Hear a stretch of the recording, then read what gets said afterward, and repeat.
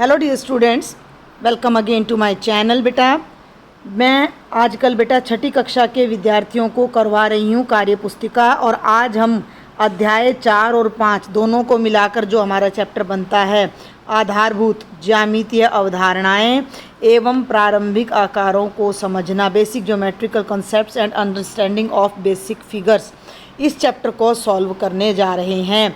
वो सबसे पहले मैं आपको कहना चाहूँगी कि जो भी बच्चा इस लेक्चर को देख रहा है वो सबसे पहले नीचे दिए गए सब्सक्राइब के बटन को प्रेस करे और बेल आइकन को भी दबाए जिस पर बेल लिखी हुई है, ताकि मैं जो भी आपका लेक्चर डालूं तो वो आपको बिना कहीं से ढूंढे हुए सबसे पहले आपको मिल जाए। और ज़्यादा से ज़्यादा बेटा अपने फ्रेंड्स को आपने शेयर भी करना है। तो हमारा ये टॉपिक है आधारभूत ज्यामितीय अवधारणाएं। ज्यामितीय माने ज्योमेट्री। ज्योमेट्री का मतलब क्या है? हमारा फिगर, शेप, आकृतियाँ। कोई त्रिभुज है, कोई चतुर्भुज है, कोई पंचभुज है, इनसे संबंधित बातें अब हम इस चैप्टर में समझने जा रहे हैं। तो ये देखिए ज़रा क्या कहता है। पहला प्रश्न है, क्रमांक 1 से 5 तक दी गई ज्यामितीय आकृतियों को सामने दी गई दैनिक जीवन में प्रयोग की जाने वाली वस्तुओं में खोजकर उसमें रंग भरो। क्या करना है समझे बेटा। यहाँ पर ये आपको एक आकृति दे दी जिसमें मैंने अभी टिक का निशान लगाया है। ये एक आयत है और 3 आकृति ये दे दी। कौन कौन सी दे दी? ए, बी और सी। ठीक है। ये एक ईंट सी लग रही है वैसे मुझे। ये एक बी नंबर पे अंगूठी है, सी पे लूडो की डाई है। तो ये कहता है कि इस आयताकार 1 नंबर की आकृति ए, बी और सी में से कौन कौन सी हैं उनमें रंग भरो। तो मैंने इसमें पहले ही रंग भरा हुआ है, आप भी भर सकते हो। मैं दोबारा आपको रंग भर के दिखा देती हूँ। ये है रंग, आयताकार दिखा, ये भी आयताकार है दिखा, ठीक है। और ये वाला हिस्सा भी आयताकार है दिखा। अलग अलग रंग भर देना, ऊपर वाले में अलग भरना, ठीक है। इधर नीचे वाले में अलग रंग भरना और इधर साइड वाले में अलग रंग भरना। ये तीनों ही आकृतियाँ इससे मैच करती हैं, आयताकार हैं तीनों ही। तो मैंने इनमें रंग भर दिया है। आगे बढ़ूँ अब मैं। चलिए थोड़ा पेन को पतला कर लेते हैं और आगे बढ़ते हैं। दूसरे नंबर पर देखो ये क्या है? त्रिभुज है। दूसरे नंबर पर क्या है बेटा? त्रिभुज है। अब इसमें देखो त्रिभुज कहाँ है, इसमें देखो त्रिभुज कहाँ है। पहले नंबर पे त्रिभुज है? नहीं है। दूसरे नंबर पर नहीं है। तीसरे नंबर पर जो आकृति है वो आप देख सकते हो पूर्णतया क्या है? त्रिभुजाकार है, जिसमें मैंने रंग भरा हुआ है। आप भी अपनी वर्कबुक में इसके अंदर ऐसे करके रंग भर लेना। ये दैनिक जीवन में यूज होता है। कहाँ यूज होता है? आपने कभी इसको देखा? रोड पे जब आप चलते हो तो साइड्स में आपको संकेतक लिखे रहते हैं कि आगे स्कूल है या आगे जो भी है, तो उस जगह पर इस तरह के ट्रायंगुलर संकेतक लगे रहते हैं। समझ गए आप? इस तरह इसमें आपने रंग भर देना है। आगे बढ़ते हैं। तीसरा भाग देखे ज़रा ध्यान से। लेफ़्ट में जो आपको आकृति दिखाई दे रही है वर्गाकार है, और राइट में जो ए है वो एक तरह की डाई है, बी एक पेटी सी है, सी एक गिलास है। तो इन तीनों में से कौन सी आकृति है?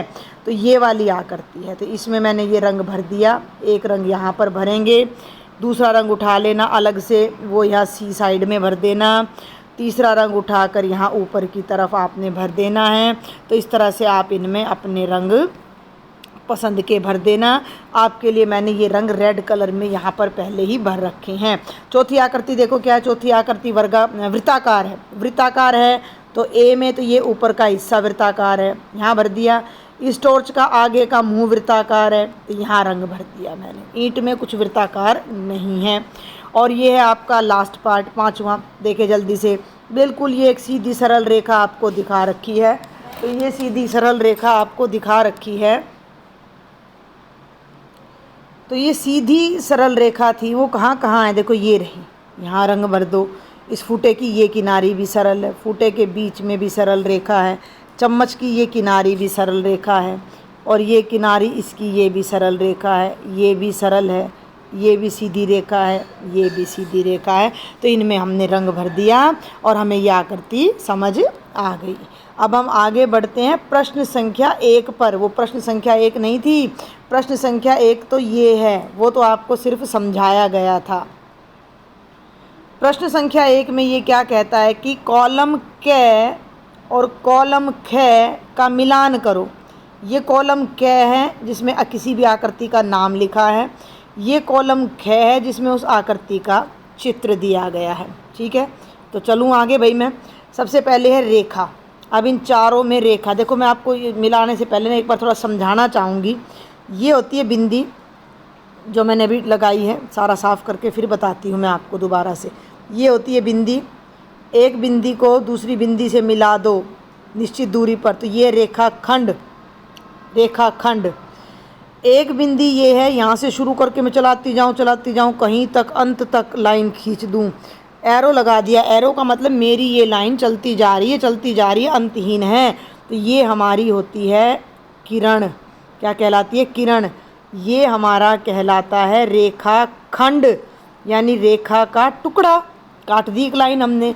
और रेखा क्या होती है कि दोनों तरफ पता नहीं कहाँ तक जाएगी, हमें उसकी सीमा ही नहीं पता कि वो कहाँ तक जाएगी। तो दोनों तरफ जब एरो लग जाए तो वो रेखा होती है। तो इन बातों को ध्यान में रखते हुए अब हम इन आकृति का मिलान करेंगे। देखिए ज़रा, रेखा तो साफ तौर पे दिखाई दे रहा है, ये रेखा है MN, तो यहाँ मिलान कर दिया मैंने। बिंदु, बिंदु तो भैया साफ दिखाई दे रहा है, ये रहा C बिंदु। रेखाखंड AB, ठीक है, तो ये है A।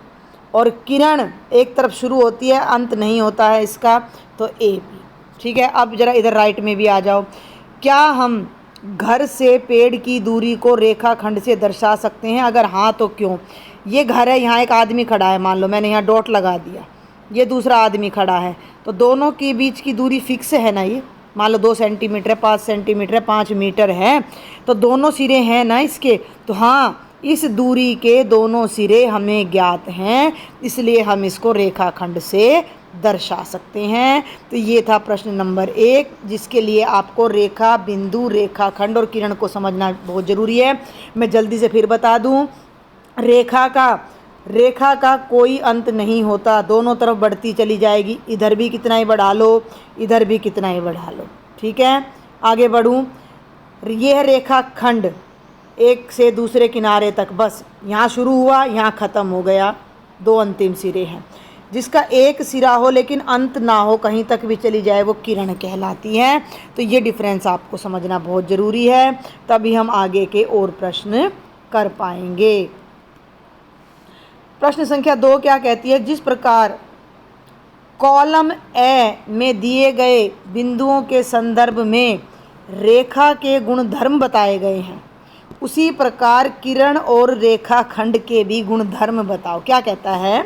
ये है कॉलम ए और ये है रेखा। ठीक है, अब इसके सारे नियम यहाँ बता दिए कि रेखा का, देखो मेरी बात सुनो, कि रेखा का अंतिम बिंदु होता है, नहीं होता है। थोड़ा पेंसिल को पतला कर लेते हैं, ज़्यादा मोटी हो रही है।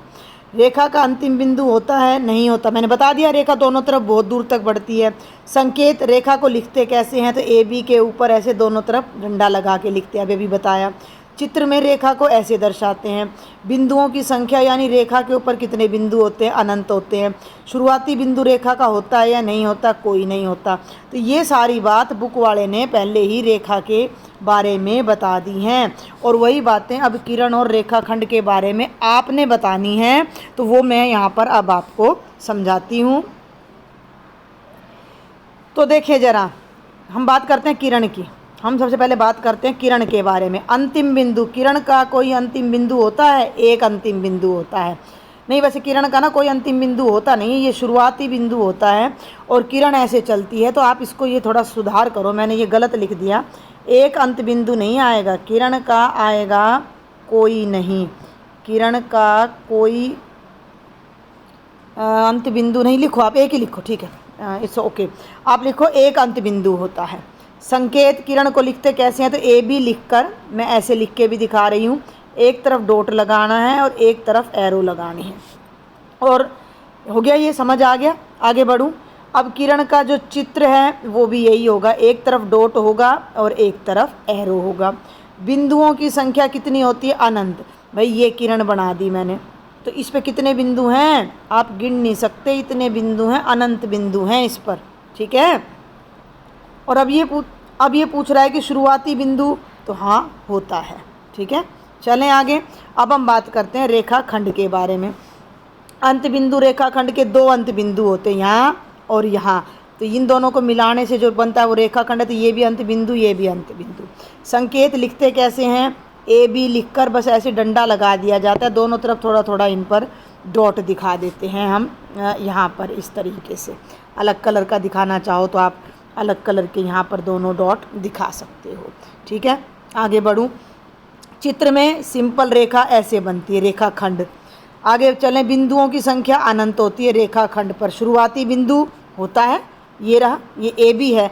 मान लो ये रेखाखंड बना दिया मैंने ए बी, तो ये ए इसका क्या है? शुरुआती बिंदु है। तो ये रेखाखंड और किरण के बारे में कुछ बातें हमने सीखी हैं। फिर भी कोई डाउट हो तो बेटा आप मुझे कमेंट बॉक्स में लिख सकते हो। मैंने आप सभी बच्चों के लिए एक व्हाट्सएप ग्रुप बनाया हुआ है, जिसको ज्वाइन करो, जिसका लिंक आपको डिस्क्रिप्शन बॉक्स में मिलेगा। उसमें भी आप अपने सवाल मुझे भेज सकते हो।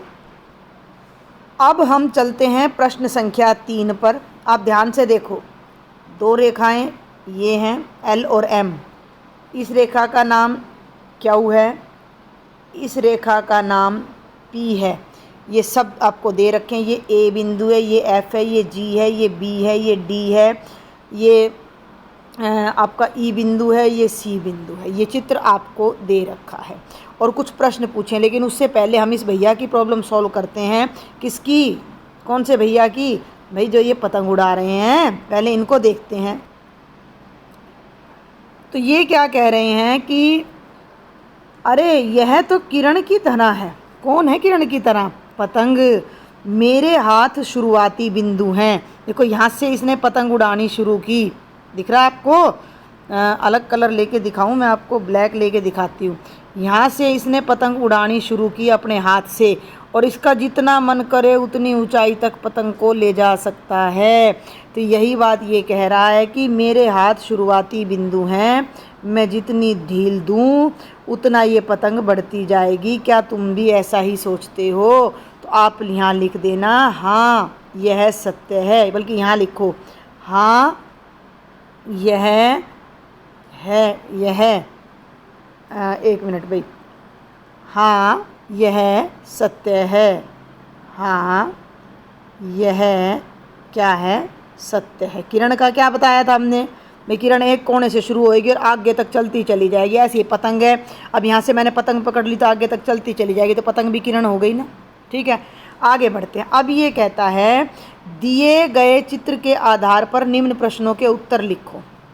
पहला प्रश्न है 5 बिंदुओं के नाम लिखो। कोई भी 5 बिंदु लिख दो। मैंने लिखे A C D B F, आप कोई भी लिख सकते हो। A F G B D E C. कितने बिंदु हैं? 1 2 3 4 5 6 7 हैं, 2 छोड़ के कोई भी 5 बिंदु आप लिख सकते हो। अब दूसरे प्रश्न पे आ जाओ। ध्यान देना, 5 किरणों के नाम लिखो। किरण का ध्यान कर लेना, एक बिंदु से शुरू होगा और अंत कहीं भी नहीं है, वो किरण है। तो अब जरा चित्र पे दोबारा आ जाओ। ये देखो बहुत सारी किरणें हैं, मैं उनको सबको मार्क करती हूँ।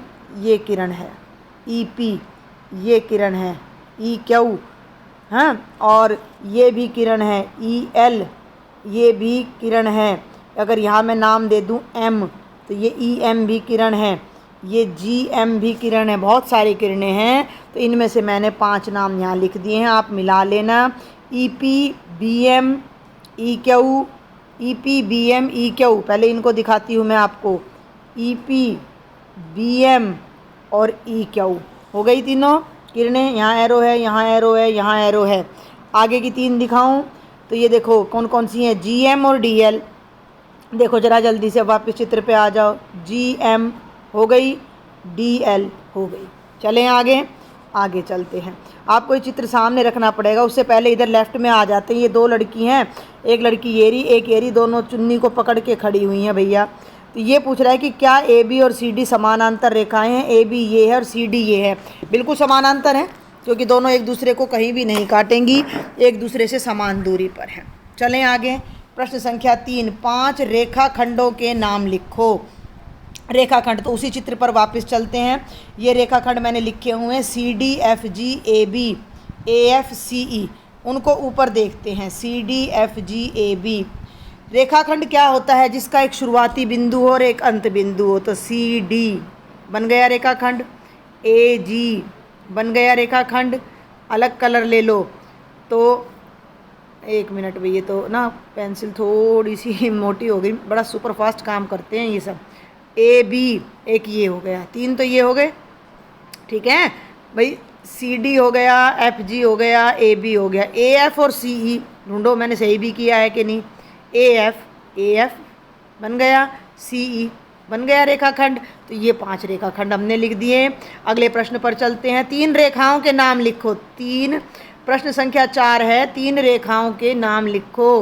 रेखाएं मैंने जब शुरुआत में स्टेटमेंट पढ़ी तभी मैंने आपको बता दी थी। ये पहली रेखा है जिसका नाम P है, ये दूसरी रेखा है जिसका नाम Q है, ये तीसरी रेखा है जिसका नाम L है, ये चौथी रेखा है जिसका नाम M है।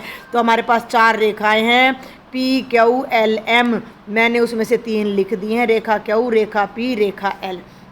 आगे चलते हैं, प्रश्न संख्या 5, समानांतर रेखाओं का एक जोड़ा लिखें। बीच में जो ब्रैकेट में लिख रहा है वो आपको समझा रहा है कि ऐसी रेखाएं जो कितना भी बढ़ाने पर किसी भी बिंदु पर ना मिलें, ऐसी रेखाएं बतानी हैं। अब आप अपनी इस पे देखो, वर्कबुक पे एक बार ध्यान से देखना।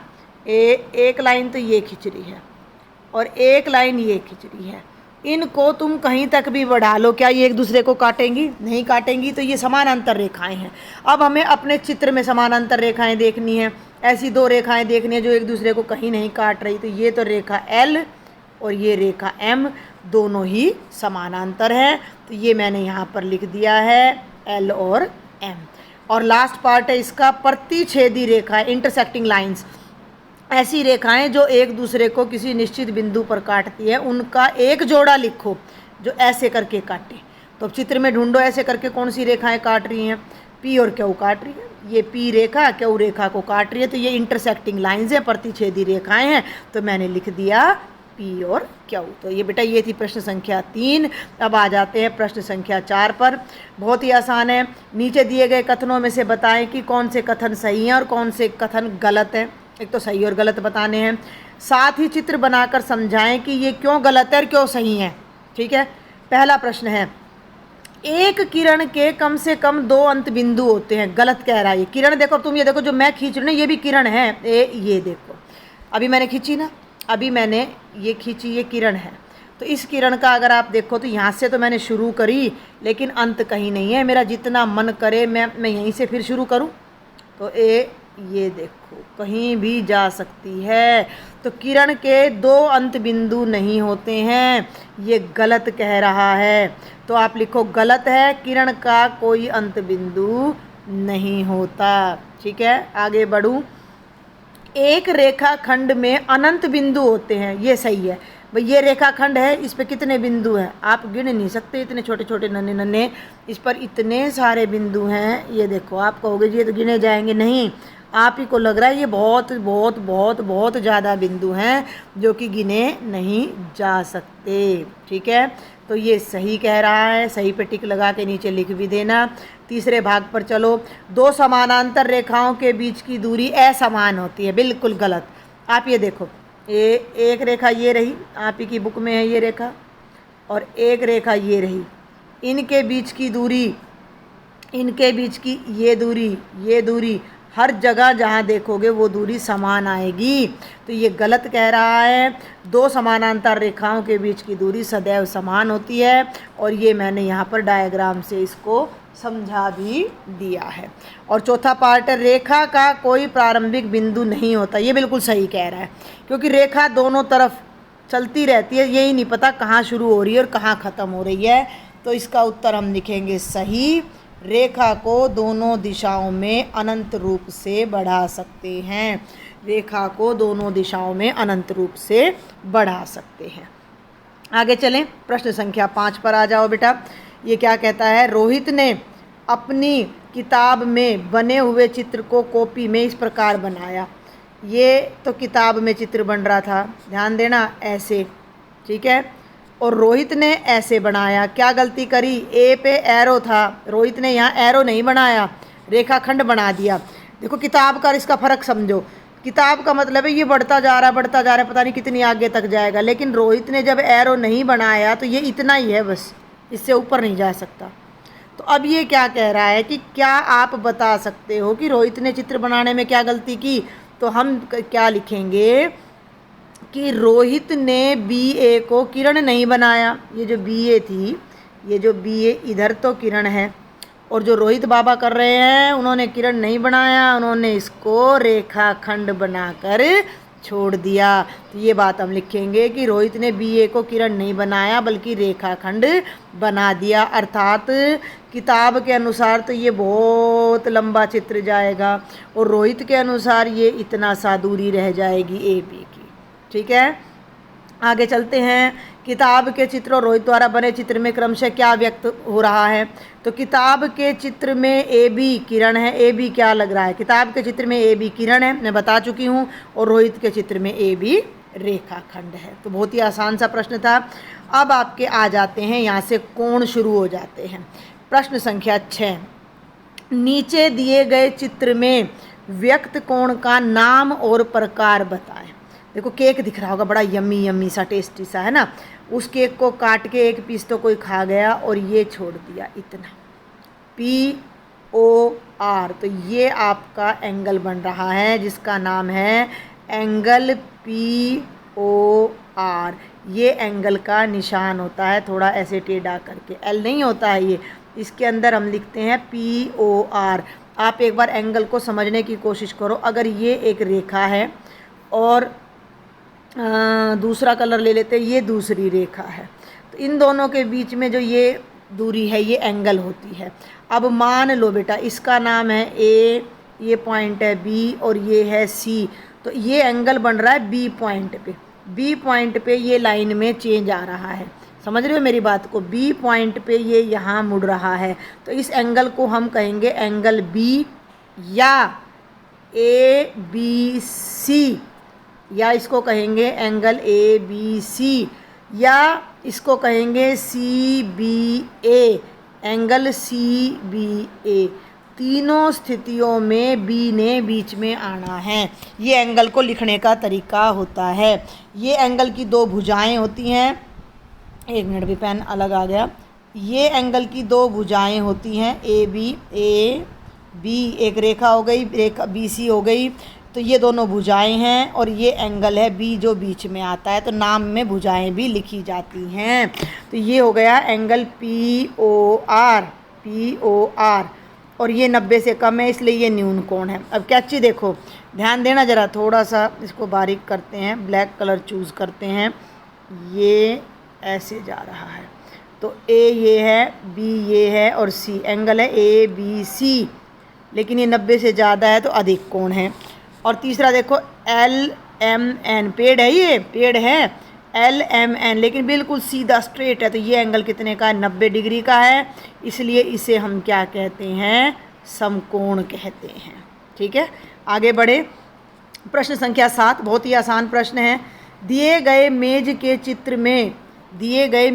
चित्र में कोण PQR किस प्रकार का कोण है। PQR, अरे ये तो बिल्कुल सीधा कोण है, 90 का है, 90 का कोण है तो उसको क्या कहेंगे, समकोण कहेंगे। समझ में आई मेरी बात भाई। ये जो कोण है ये बिल्कुल सीधा है तो इसे समकोण कहेंगे। और इसी पर एक छोटा सा भाग हो रहा है इसी प्रश्न का, उसको और ले लेते हैं, 7वें प्रश्न का ही। अपनी कक्षा की मेज की सतह को ध्यान से देखो। मेज के प्रत्येक कोने पर दो किनारों के बीच कितना कोण बन रहा है, लिखिए। वापस आ जाओ, ये अपने स्कूल की मेज है, इस किनारे और इसके बीच में कितना, एक मिनट में दोबारा लेते हैं, इस किनारे और इसके बीच में 90 का कोण है। अब दूसरा किनारा ले लो, इस किनारे और इसके बीच में भी 90 का कोण है। अब तीसरा ले लो, इसके और इसके बीच में भी 90 का कोण है।